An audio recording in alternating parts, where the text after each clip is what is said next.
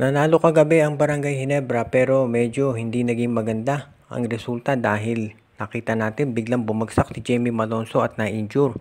Halos 10 minutes nakaupo doon si Malonzo at hindi siya makatayo at tinulungan pa siya nitong mga teammates niya papunta doon sa dugout. Of course, sinabi ni Coach Timcon pagkatapos ng game na si Malonzo ang main concern nila ngayon dahil gusto nila siguraduhin na ito ay hindi nagka-injury. Sa ngayon, medyo maaga pa para mag-speculate. Pero sabi ng mga insiders, itong injury kay Malonzo ay umaasa sila na siguro baka a few days lang ito hindi makapaglaro.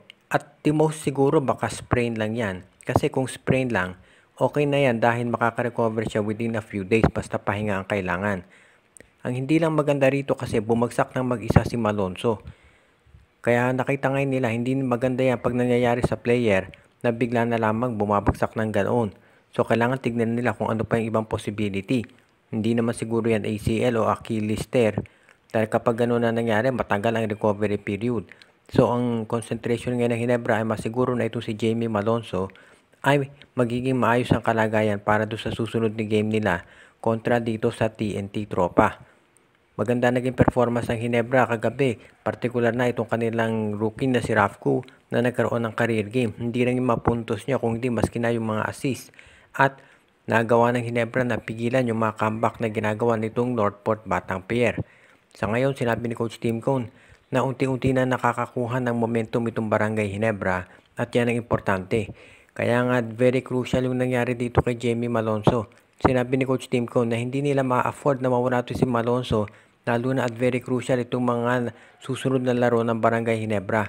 Kaya abangan natin kung ano magiging prognosis dito sa naging injury kay Jamie Malonzo at kung ano epekto nito. Habang sunod-sunod ang nagiging talo nitong Blackwater Bossing ay lalong lumalaki yung posibilidad na ang free agent na si Troy Rosario ay umalis na dyan at lumipat ng ibang koponan. At sa ngayon ang nakikita natin ang malaking posibilidad ay dalawa ang puntahan nito, either San Miguel Beer o itong NLEX Road Warriors. Marami nagsasabi na itong si Troy Rosario ay gustong pumunta dito sa San Miguel Beer dahil gusto nito na mag-champion na. Sa punto ng karera ni Rosario, parang yan na ang kanyang hinahanap ngayon at magiging maganda syempre ang chance niya na magkaroon ng championship kapag sumali dito sa San Miguel dahil ang lakas ng koponan na ito. Pero nandiyan pa rin yung tinatawag na loyalty niya dito sa MVP group. So baka lumipat siya dito sa Road Warriors dahil nangangailangan naman ng big men itong NLEX. Tandaan natin si Troy Rosario ever since nung ma-draft yan dito sa PBA ay halos buong karera na niya ay nandito sa MVP group. So sa tingin natin mukhang ito si Rosario, yan ang titignan nila. Pero ang sabi ng iba, ito si Rosario baka hindi nagustuhan yung ginawa ng TNT dahil natatandaan ninyo, ito si Rosario tinanggihan yung malaking milyones na offer ng Japan para manatili dito sa TNT Tropa, pero ang ginawa ng TNT, tinrade din siya dito sa Blackwater para makuha ito si Calvin Optana. Tatandaan ninyo yung 3-team trade na yun kung saan involved ang NLEX, Blackwater at TNT. Pero sa ngayon sabi nga nila baka water under the bridge na yan at gusto nang bumalik ni Rosario either sa NLEX or TNT. Pero kung maganda offer ng San Miguel Beer, baka doon siya lumipat. Dahil sa ngayon ng SMB mukhang naghahanap ng isa pang big man na pwede nilang gamitin na stretch 4. So tignan natin kung saan pupunta itong si Rosario, pero maliwanag dito, oras na mag-expire yung kontrata niya sa Blackwater, sigurado mag-o-offer na itong San Miguel Beer at ang NLEX Road Warriors para makuha ang serbisyo ng veteranong big man at makapaglaro sa kanilang koponan. So abangan natin sino mananalo. Sinabi ng Magnolia coach na si Chito Victolero na masaya siya dito sa pagkakakuha dito kay Jeric Balanza. Samantala naman, pinakawalan na o ginawa ng unrestricted free agent itong si David Morel. Mukhang hindi ba dito natatapos itong paggalaw sa lineup ng Magnolia dahil nanalo sila kontra sa Phoenix pero nakita natin medyo nag-struggle talaga sila. At sa ngayon, ang gusto nitong si Coach Chito Victolero ay palakasin pa itong kanilang lineup. Sa ngayon, ang nakikita natin na pwedeng gawin nila dito ay kumuha ng isa pang big man at ang balita nga dyan ay magiging James Laput for Isaac Go. Alam natin na ito si Laput nag-improve na yung laro niyan. Nakita natin ito sa PBA on tour pero mukhang hindi pa satisfied itong Magnolia at gusto nila na makuha itong si Isaac Go dahil meron itong 3-point shot. Mukhang yan ngayon ang tinatarget nitong Magnolia. For example, ang nakita nila, Ito si Isaac Go, pwedeng maging complement dito kay Ian Sanggalang sa loob. So ito si Ian Sanggalang poposte, samantalang si Isaac Go naman titira ng 3 sa labas. Parang ganyan ang gusto ngayon na mangyari ng Magnolia. Ang medyo magiging issue lang dito syempre paano magde-depensa ang Magnolia. For example kay Junmar Fajardo. So baka kailangan din nilang i-harness itong si Isaac Go bilang isang defender. Total malaking player din siya. So tignan natin kung matutuloy nga itong trade na Isaac Go at James Laput. Kung mangyari yan, babalik dito sa Terra Firma itong si James Laput. Kung matatandaan natin, tinrade nila yan para dito sa Magnolia. Kailan lang para dito kay Kyle Pascual. Kaya sa ngayon, posibleng mangyari yan. Pero kailangan natin munang tignan siyempre yung magiging performance ni James Laput for the rest of the conference at ni Isaac Go. Dahil dyan ang magiging basehan kung ito nga ay babalik dyan sa Magnolia dito sa Terra Firma itong si James Laput o kung mananatili siya sa Magnolia.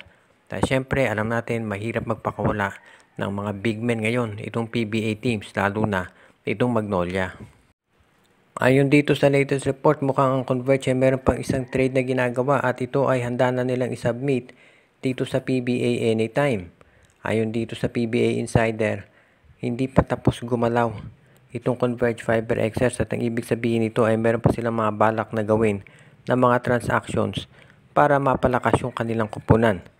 Ngayon, hindi pa sinasabi ng mga insider kung sino ang involved dito, pero malamang sa tingin ko ay ito yung kay Shawnee Winston.